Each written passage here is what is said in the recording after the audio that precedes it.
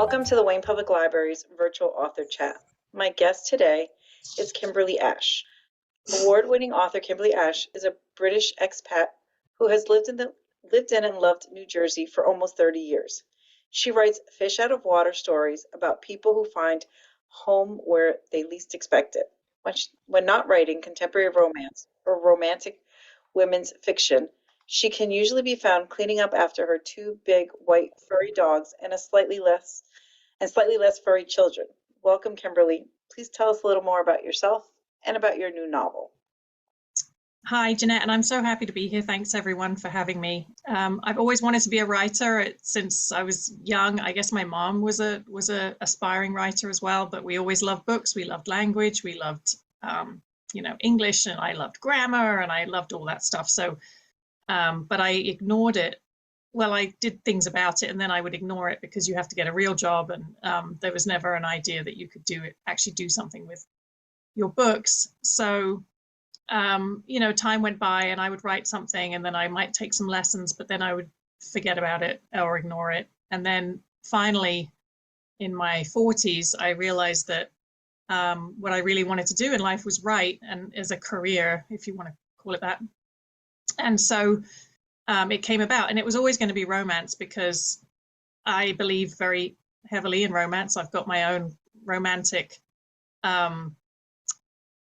world of my own. I met my husband in London, and he swept me off my feet, and then 4.5 long distance years later I came over here, and we've been here almost 30 years now. So I love New Jersey. I'm so happy that he's a Jersey boy because I love the shore, and I love that we can get into the mountains if we want to, but we're more shore people. And so yeah, I really do believe in happily ever afters, and in this day and age, I think I need happy stories to read. I don't read sad stories because if they can be sad in the middle, but then they have to get happy at the end, because otherwise I just watch the news. I don't really see why I need to read it in books as well. So finally, and of course I have a very supportive husband. So I was able to get some time away from the kids for a minute and actually finish some of these books. And I was published with my first book, which is Breathe, in 2018.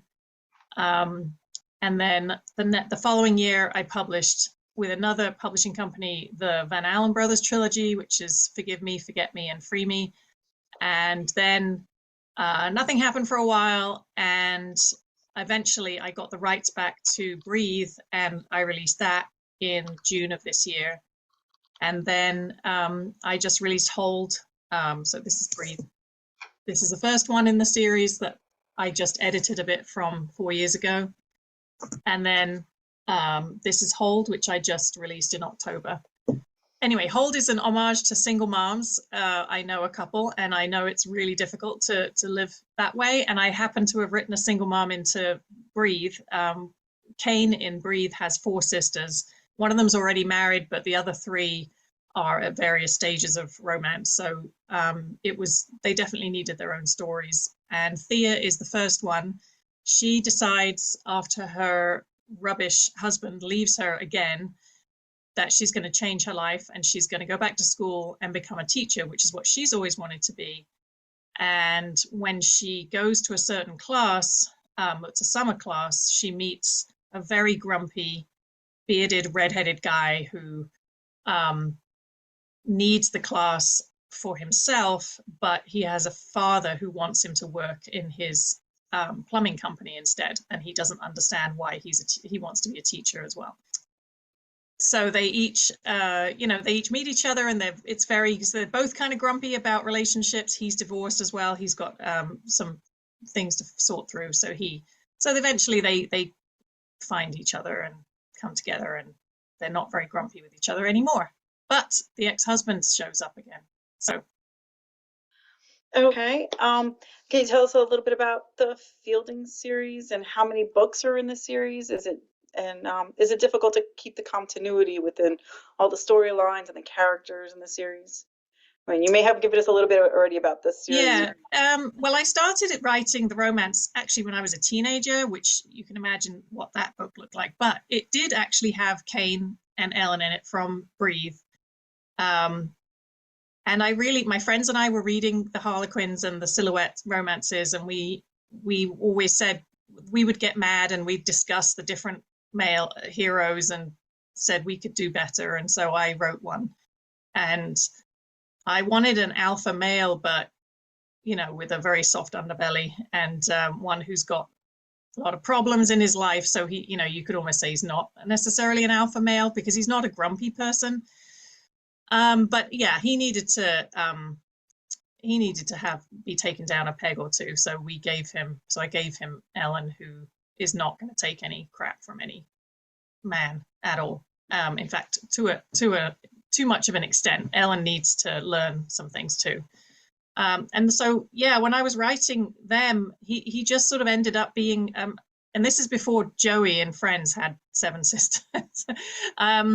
I wanted him to have a lot of sisters, and it would show that he's actually very respectful of women. He's, no alcohol here. And his sisters would never let him get away with being a bigger head than he already has. So yeah, they came into the story, and there's a Thanksgiving scene in Breathe where Ellen meets his whole family, and it sort of these characters just started creating their own lives in my head. And so yeah, they had to have their stories told. And I think the keeping the world together is sometimes I feel like I've just lived this world for so many years. I mean, probably I've lived, I kind of came back into romance writing in maybe 2014 or 15. And so, yeah, it's been like 7 years that I've really focused on creating this world. And I feel like, yeah, I know these guys. I live in their houses, and I know what their dogs look like. I know how the kids get to school. Just all these things that they just live rent free in my head.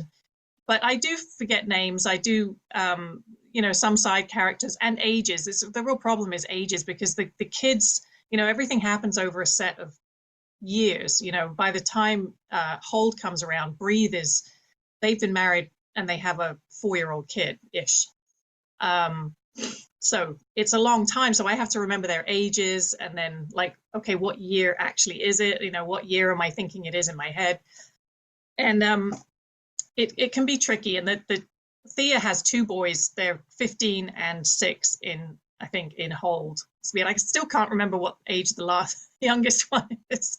And I'm like 5 or 6, I don't know. And then when the 3rd book, which is coming out in January, is Sam's story, the next sister, and she's this is again a year after Thea's story. So I have to kind of bump everybody up.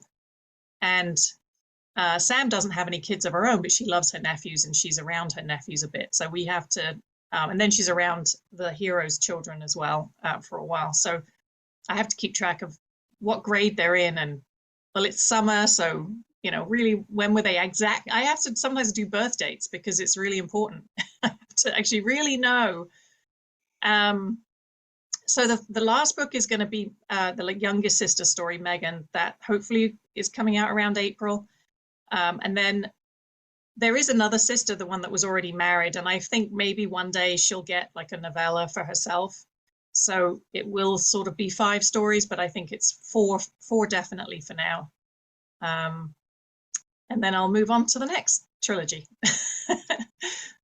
Okay. And are any of your characters based on anyone you actually know? Oh yeah, all of them. All of them, but not. It's like my brother and sister. My brother and sister are a fair bit older than me, and they will, because it's a book about brothers and sisters and brothers, that you just can't help but bring in people or traits that or they see a trait. And I had to say to them, just remember, this is made up.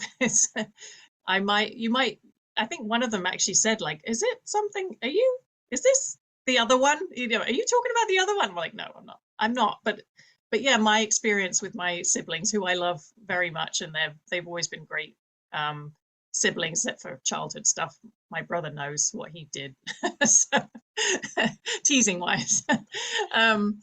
but yeah, we're very close. So I just wanted to show that kind of family support.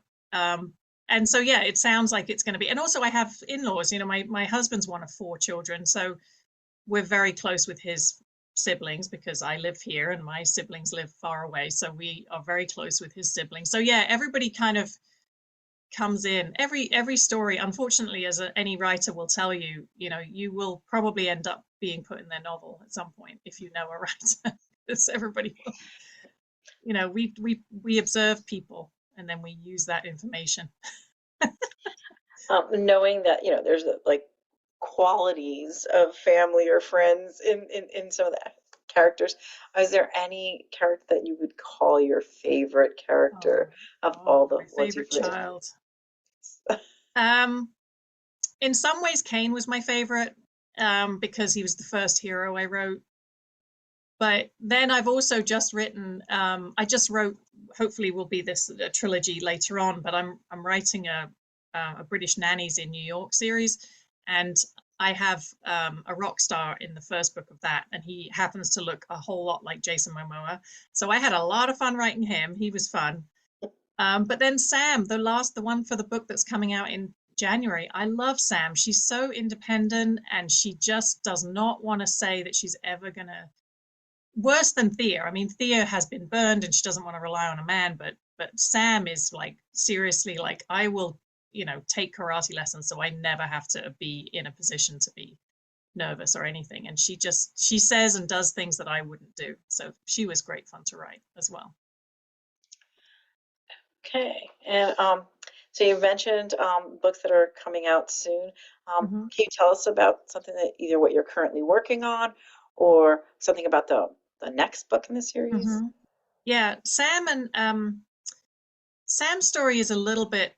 I mean, sometimes my books can have a slightly dark connection to them. The Van Allen brothers was based on, well, was a concept on what happens when you have an alcoholic parent and how it can affect the children in different ways. Sam's story is that the hero, his name is Tyler. He's actually a victim of domestic violence, and which we don't hear from the men that often.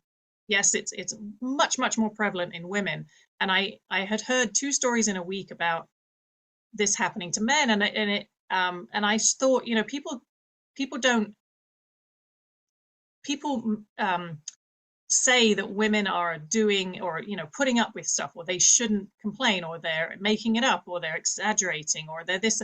They say all these things about women because misogyny.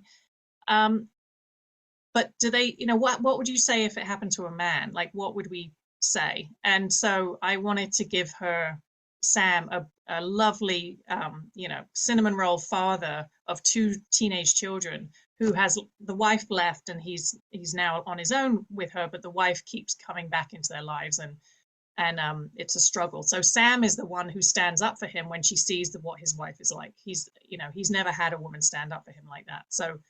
Um, so what happens in the end is that, in order to get away from the ex-wife, they drive with Sam across the country to where she lives, which is in New Mexico, because she's an archaeologist and she's helping the Zuni Puebloans.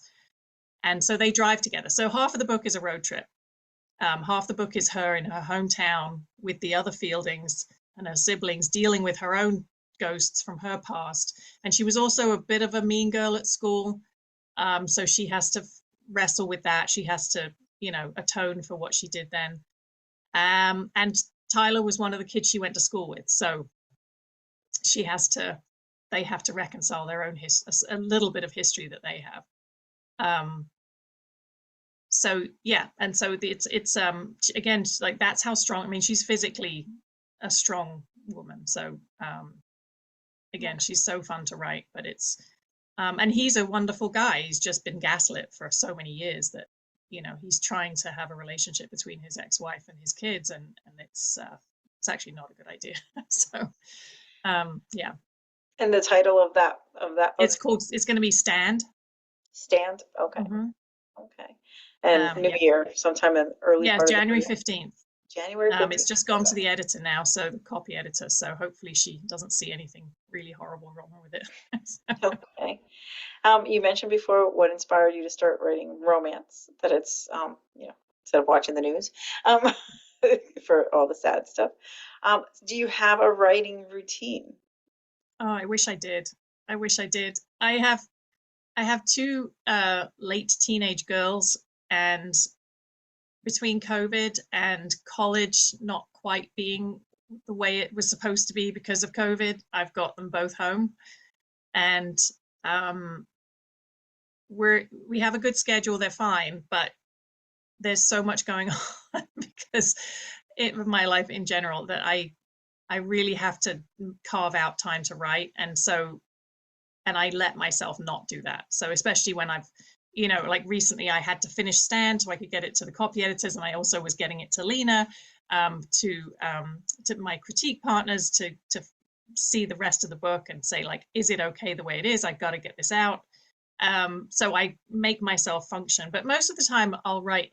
Most of the time I can write in the morning. If I get myself up and I write, and I just have breakfast and I come right up here and I'll start writing, that's when I can get in a good 3 hours before there's interruptions. Um, yeah, later in the day it's a little harder.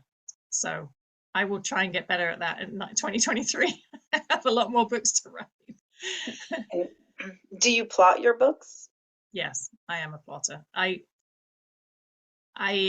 love, this is one of the things that made me start writing again, is the idea that there are no new stories in the world. Every story's been told again, has been told, and you're just retelling it in a new way. And we all know that, the formula of a romance and the formula of a thriller and the formula of a mystery, we all know that there's a certain set of rules that you need to follow to bring the reader the payoff that they want.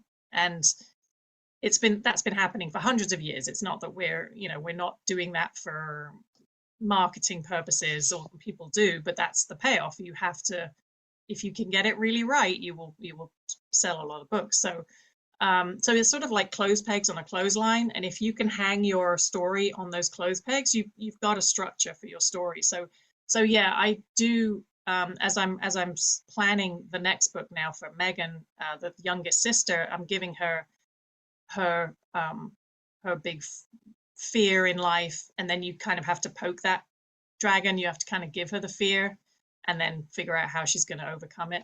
So that's kind of a starting point.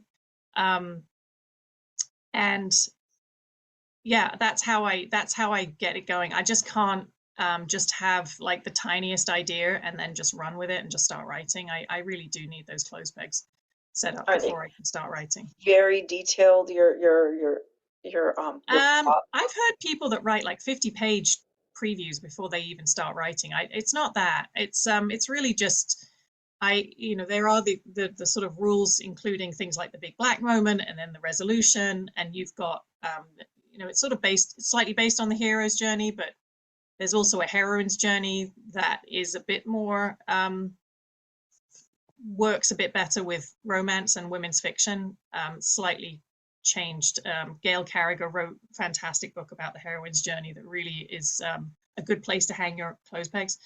So yeah, it's not scene by scene necessarily, but it is like, well, they have to get to this point by this time in the book. They have to, usually the middle of the book or so is when they'll commit to each other to a certain extent. Usually it means they have sex, not always. With Sam and Ty, the commitment was that they start driving across the country together. So that's the slightly different commitment, but it's not the final commitment because they still have problems they have to work out. So things like that. That's what I find out. And I do a big character. The only thing I do that's pages long is a character sketch, where I'll just ask all these questions about birthdays, and I'll use the Jungian archetypes, and I'll use astrology, and I'll use the Myers-Briggs. I'll use all these kind of science or pseudoscience ways of talking about personality to help me say, okay, what would she do in this position? Like, what kind of woman is Megan? I already have some idea because she's appeared in the other books. Now it's like, it's time for her to get her moment in the sun. So what is it about her that makes her who she is, like, and what would she be afraid of? And the great thing about Jungian archetypes is that you can find like what their greatest strength is, and then also what their greatest fear is, and that's a great place to start a story from. So okay, how are we gonna shake her world, and then have the hero help her get out of it. Okay. Okay. And well, what was one of the most surprising things that you learned from crafting your stories? um I think it's not about inspiration. I think oftentimes I just think I'm never going to think of another story. I just don't know how to think of another, I just don't. It's well's dry, I'm done. Like, but I'm very good at prompts. Like if you give me a prompt, I can write something from it, but finding that prompt myself is difficult. So yeah, I think the perspiration part of the inspiration versus perspiration is um it's rough. I guess I always knew it was going to be rough, but yeah, it can be rough. It's we often ask ourselves what on earth we're doing in this business. Um, but one of the things about self-pubbing is that you do have a bit more control over what you're doing, so it feels a bit better, I must say, to be self-pubbing. Um, do you have any memorable reader encounters?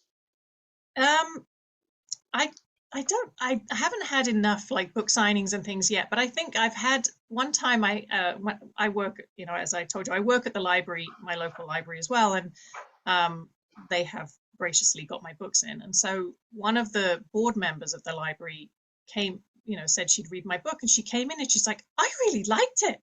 She was so surprised. She was just really surprised that she would like a romance, and I appreciated that, because that's the idea, is that we provide a service. And I hope, oftentimes my stories are not um they're too, they're a bit longer, so they don't just talk about the romance, they have other side plots in there too. So I hope it's an enriching experience. But yeah, that was fun. um yeah. I think most most readers who are not who don't know romance will come in with the Harlequin. Sorry, I mean Yeah. there's some great stories, but they come in with the Harlequin. Like that's the only kind that they're aware of, and so trying to get them to understand that there's all these subgenres, there's all this potential for a story, and it may not be what you think. Yeah, And and it can be so much more. Well, more implies that romance isn't enough, and it is enough, but it's so many romances I've read that just delve into so many human things that happen to people that are not necessarily about the romance. And they deal with it, and emotions. Romances are the only books that really deal with emotions, okay, between a couple. And women's fiction, that phrase is now starting to go away almost, because people are realizing that just because the book is about emotions doesn't mean only women will like it. And yeah, men can learn some things from romance. So I think men should read, way more men and teenage boys should read adult romance, depending on the absolutely. steam level. I'm not about to tell them to read some of these very, very steamy things, but yeah, there's some things you can learn about relationships from being from reading a romance. Absolutely. Absolutely. I have book groups here, and I always say, I do have a romantic fiction one, and I always say, there's romance in everything. Just Hmm. look, there's romance in everything. I mean, even if you're reading the thriller, there's probably a subplot that's a Yeah. romance. And the reason for that is because people like romance. They do. I mean, people will say they don't. And I mean, there's the Bechdel scare, which I understand, that the Bechdel test with movies where they don't want every conversation a woman has with another woman to be about a guy. I understand that that's, there's a place for it and there's a place not to have it. But yeah, I'm always looking for the romance in any story I read as well. Even, or not that I read that many thrillers, but yeah, I mean, let's just say Robert Galbraith. Not that I'm pro that lady right now, but Cormoran Strike, the whole thing is about him and his secretary, his assistant.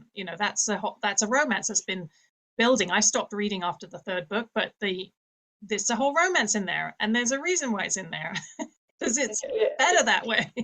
Maybe if we said it's more, look for the chemistry between two characters. That's what you're looking for, the chemistry, because that is what you kind of go back for a lot of times, or you enjoy those scenes with those two characters. Um, Yeah. so what was your publishing journey from that first call? Oh yeah, that was great times. I remember I was sitting in a parking lot, waiting for my kid to be doing something when my agent called and said, "How would you like to be published by Simon and Schuster?" I was like, "Okay."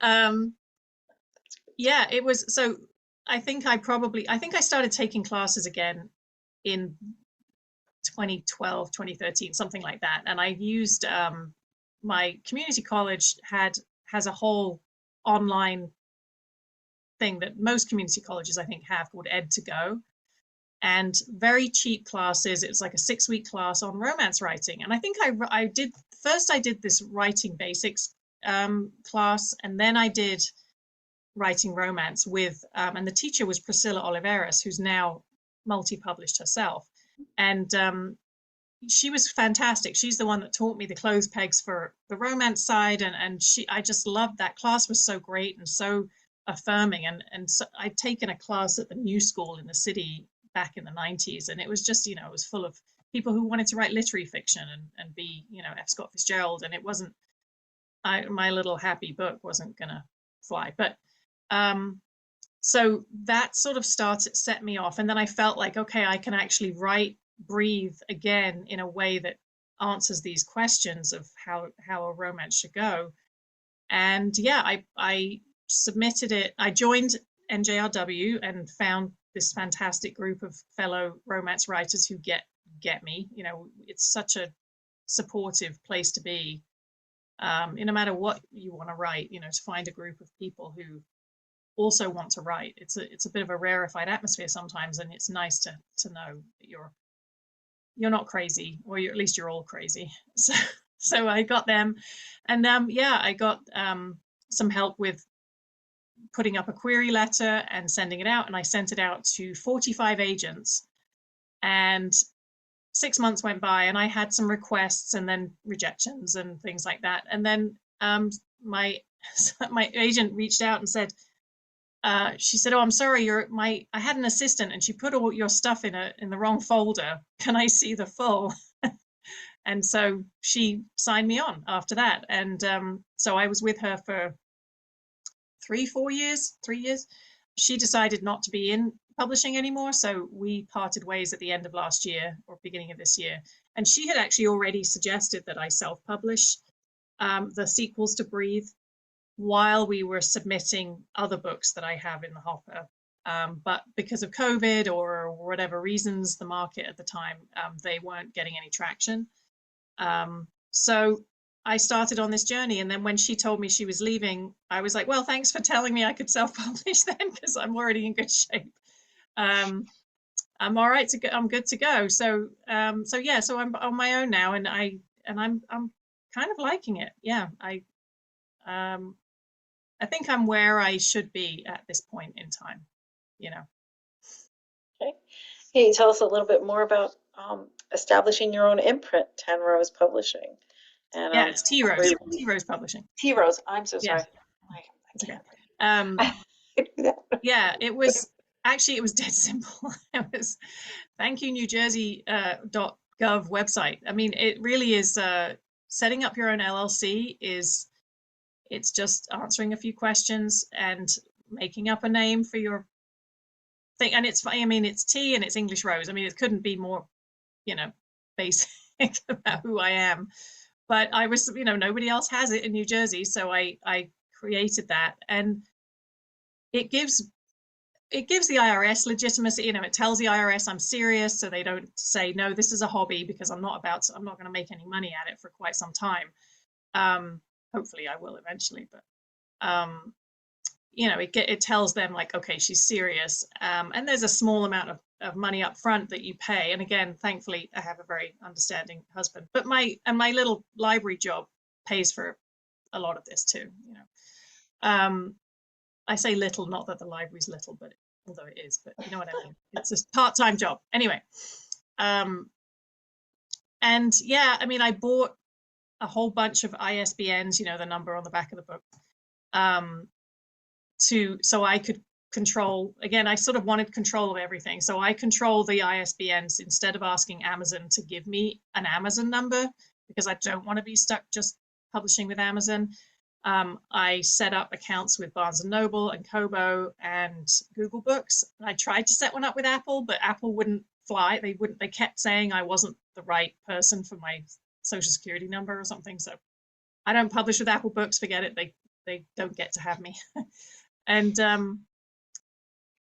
yeah, and a bit of of investment at the beginning of that, and then I use Ingram Spark for print because I really wanted to be able to go into libraries. I want libraries. I do donate books to the library, obviously, when they come out, but I would like people to be able to buy my book eventually, and Ingram is the way to get them into libraries. So again, I have my own ISBN. I don't need to use Amazon or anybody else. I can do it straight through the main place. And yeah, it's just been a learning curve. I mean, the tax situation is a bit is interesting, but again, I'm not selling that many books yet, so I'm just filling out the forms that I'm told to fill out, and hopefully I won't mess it up. My husband's very good at numbers, so between us we'll figure it out. But yeah, the control of how the book looks and how my covers, I love my covers. So the first cover I had for Breathe was great with my first publisher. And then the books for, I'm going to show off now because they're so good. So then when I published these with Tulip Publishing, this is, I mean, my God, the cover is so fabulous. She just did the most amazing job. And then she did this one for the second book. And I love, Laurel's another one of my characters. I love her. She's so sassy. And then Free Me is the third brother. There's 3 brothers in that story. So I went back to that cover designer and I asked her to do the covers for these series, and she's just been knocking it out the park again, finding these incredible clinches. And so I get to control what they look like. I get to control, basically all I have to say is yes, wow, you've done it again, go ahead, because she's so good. But yeah, I mean, if I don't like something, I can say, it's not quite what I'm looking for, can you go back and do it again? So that's been nice. Controlling the price of my books is nice. Controlling when I see what's sold, that's nice. I know I can go in, and if Amazon's going to tell me, which Amazon doesn't like telling me, but the rest of them will tell me what's sold and when. And yeah, I'm sticking with it, and I'm glad I did it. I mean, people do it without creating an imprint, and that's fine. I like having the legitimacy of a business behind my name. Yeah, I think it's working for me so far. It's only been a year, but anyway. Well, I mean, it's wonderful. I would think like it would be like a little bit scary to It is scary. Yeah, I mean, God, this. I really give so much credit. Anybody who's actually got a job creates a company where they really do have money up front. They have to go get a loan. I'm not doing any of those things where they have to have a business plan. I don't really have that. I only answer to myself, maybe my husband. So I have it easy. But yeah, it is scary when you're on your own. But so many publishers now. I mean, I just read the most fantastic book traditionally published, and I would love to have this gorgeous hardcover out the library with all the, I think it was a Penguin book, and it is a romance, but it's got a cover that makes it look like women's fiction, which is a whole nother conversation. And fantastic book. I love it. I would love to have a book like that out there with a traditional publisher, but with my numbers right now and being at the beginning, a lot of the time they're not going to look at those numbers and say, yeah, we'll publish you, which is fine. Maybe one day, whatever. So in the meantime, yeah, if I can do it for myself, this is actually less scary. And anyway, the smaller publishers make you market your own books anyway. So Breathe came out.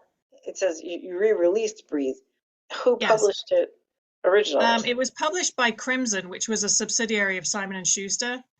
Okay. Back in the day. And then Simon & Schuster, in their infinite wisdom, closed down Crimson like 3 months after my book came out, just when the print version was going to come out.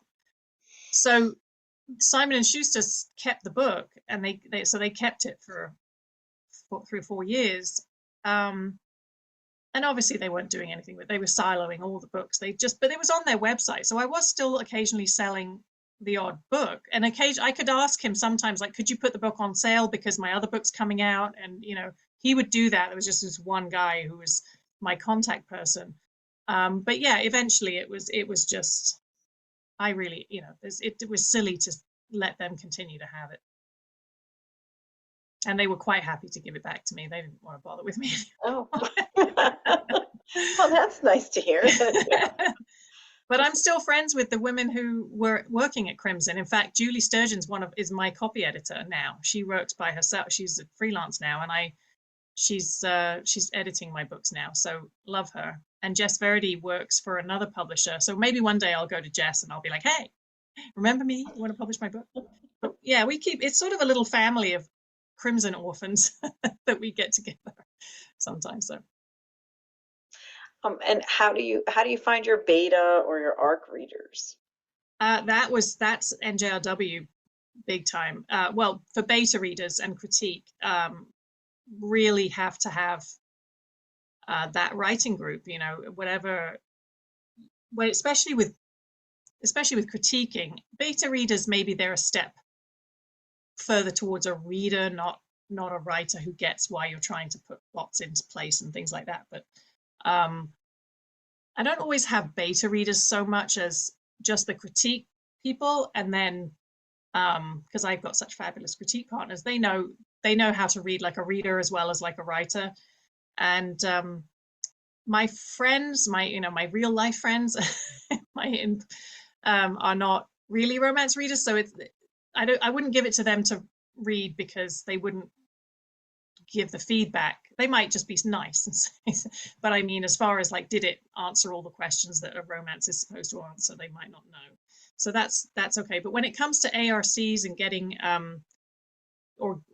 reviews, I have another person in NJRW had a whole list of blogging sites that do review books, and in Goodreads as well, you can find people who aren't just the regular, you know, sort of private reviewers there. They actually have blogs. And so I found I had a bunch of those, and I just sent out queries. Sometimes it's an Instagram message, which is the strangest thing to have to do. Sometimes they do have an email, and I asked them to read it to get a review. When it comes to actual ARCs for the public to read with the promise of a review, I haven't got to that part yet. I haven't got to that stage because especially right now, because I'm a little behind with I need to get the book out to the reviewers, and then I can give it to ARC people as well. But yeah, I do have a group called Read Your Ash Off in Facebook. That's where I will eventually be finding my reviewers, my ARC reviewers, my street team kind of thing. That's where, but it's a small with how big Book Talk is now, would you like? Do you do TikTok? I do TikTok. I kind of do it just to be funny and silly, and I don't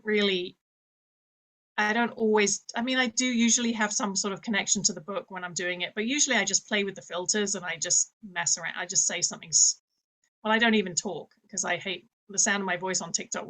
I can't listen to that. Like, you know, I won't be watching this YouTube after this, but so I've just stopped. I just don't talk, which is breaking the rule because TikTok likes it when you talk, but I usually have my face showing, which they apparently like. So I'm not really doing the job I should be doing to sell books on Book Talk. I certainly haven't gone viral. I just do something silly, and then I see if people like it. And occasionally I'll like one time I commented, or I did a video about sort of autistic, you know, this idea that you sleep like that, you know, this broken wrist thing. Have you seen that they're saying that that's a sign of autism if you sleep like this? And I always sleep like that. I do So too. it's like, okay. And that got like 2,000 views. None of the rest of my stuff got anywhere near that. So it just depends. So I really use TikTok to be silly. Maybe one day I'll figure out how to use it properly, but I have Instagram, I have Facebook, I have Twitter for as long as Twitter exists.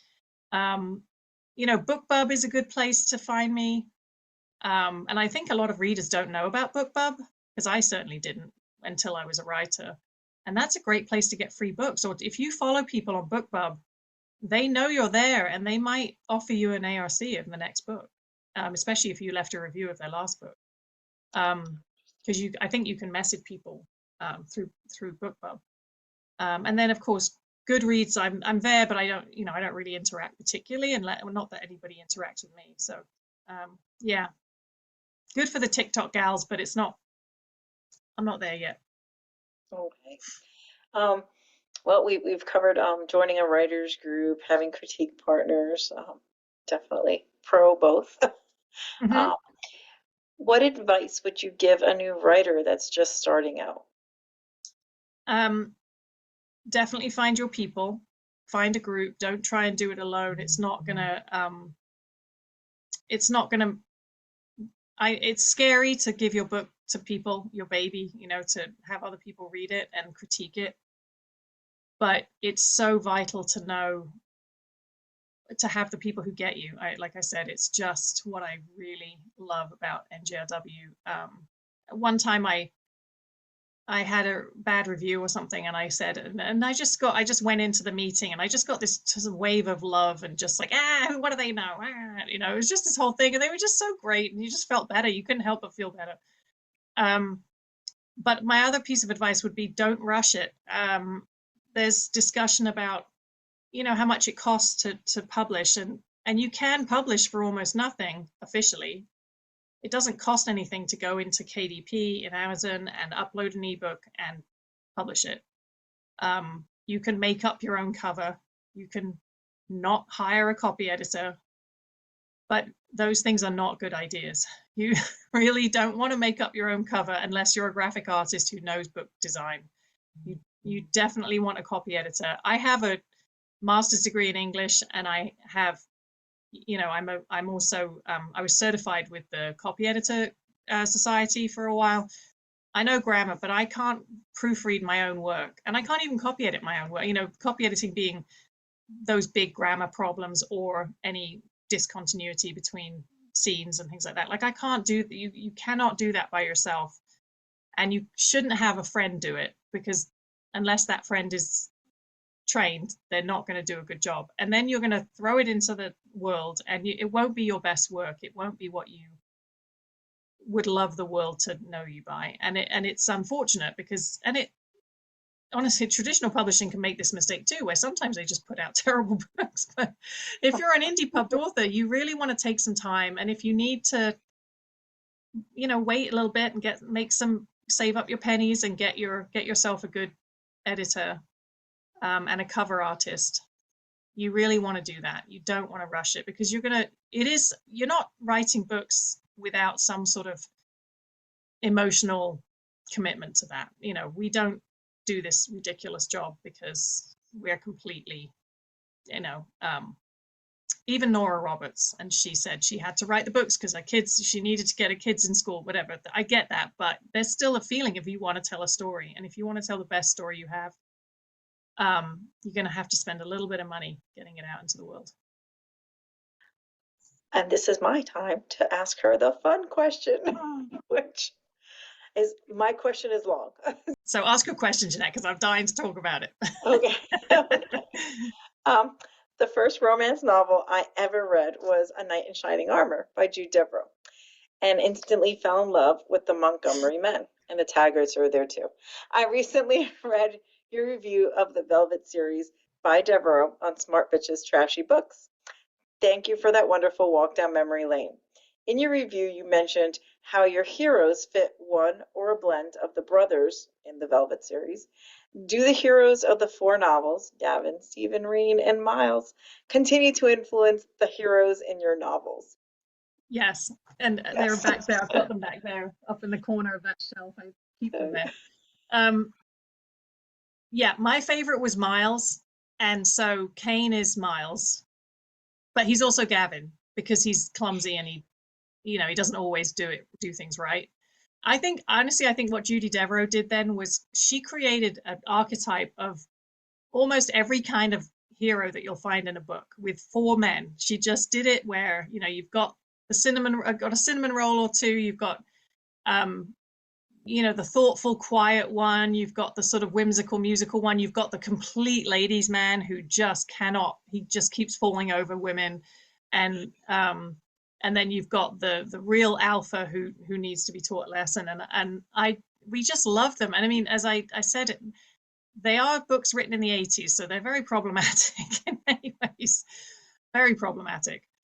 But the things the men learn are which make them better men, and that's what we love, right? We don't want people not to grow. We want the women to grow too, but the men have to grow and change, and that's what she got these guys to do. So all those rough edges were smoothed off, and Miles kind of almost didn't have a rough edge. He was just so perfect from the beginning, but he you know, he was like that. So I feel like, yeah. So just to go, okay, so Ty, sorry, this is Liam. Liam would be Stephen. Matt is Miles because he's fun-loving and he's sort of free-spirited, but he's got darkness behind him. Yeah, Kane is definitely Gavin, and he's Gavin, but he's Miles in terms of who he all the women that fall over him. I think honestly, I think Lucas would be Rain, because Rain was more very thoughtful and kind of a big solid guy, and he was yeah. He was my favorite. My favorite Rain. Oh yeah, I know. I was thinking about that scene. Those scenes are still in my head. I read those books a billion times, and they're still in there, and there's still the emotions, again, like we said, the emotions that those books bring up, even though they're problematic. When you get past the problematic parts, well, not get past them, but acknowledge them and then work around them. There was just some incredible scenes going on. I mean, you probably couldn't get away with it. You can't write that kind of crazy now, but unless it's fantasy or something, and it sort of was fantasy, but yeah, you can't.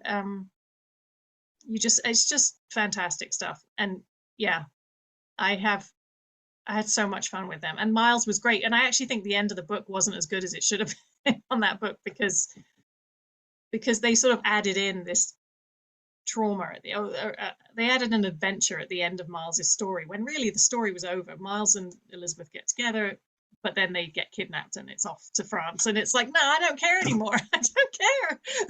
He's with Elizabeth now. That's the end. That's the HEA.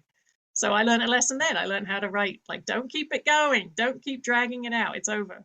Once they're committed to each other for good, that's it. Deborah had a very good. I haven't read anything she's written since. Like, I've never read it. I tried to. Oh, and then there was The Black Lion. Did you read The Black Lion? I read everything until she wrote like a trilogy, which just made no sense to me, which I guess was the Forever trilogy, which just went off. And I know it's still a part of the Montgomery Taggarts, but no. But I read everything. Like, yeah, everything. I never read the stuff when they went to America. I never read any more of that. But I read The Black Lion, which is the prequel, which is about the first Montgomery. Yes. And he's like Rain. So that was kind of fun, but again, very problematic. But that was like Middle Ages too, or something. Yes, yeah. So very, yeah. No. And I often, like, well, A Knight in Shining Armor, stands alone, with that time travel and everything. But yeah, for me, it was The Duchess. That's the one that I liked, and it was. Yeah. It's probably because that's the one where he's like the cousin who lives in the back room or something.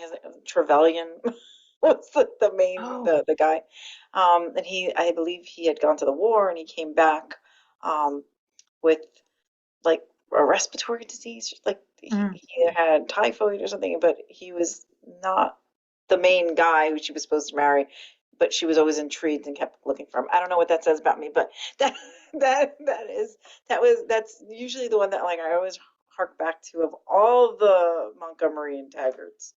That's the one that kind of stuck after The Velvet.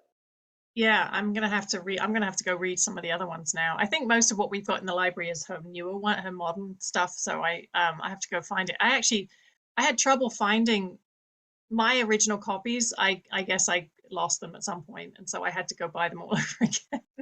And I had to get them from secondhand shops on Amazon and such because they weren't around. So yeah, I guess they're not in print anymore. So sad. Yeah.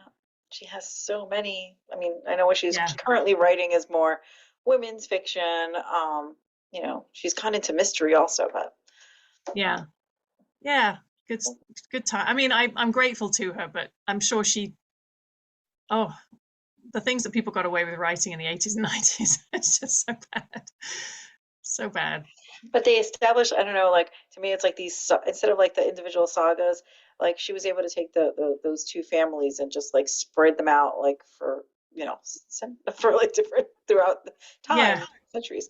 And the other one person who's was Joanna Lindsay, like did the same thing yeah, with yeah. the stuff. Yeah, I was No, going to you say, and couldn't. Judith McNaught or something, Judith Mc something. Yeah, Yes. they were doing all of that. Yeah, there was never a shortage of books for us to read back in those times. No. No. Um, well, if there are no other questions, then I will say thank you so much, Kimberly, for joining us this It's been evening. delightful. And I wish all the best luck with your current releases and the one coming out in January. We look forward to it. Thank you. Thanks so much for having me. Appreciate you.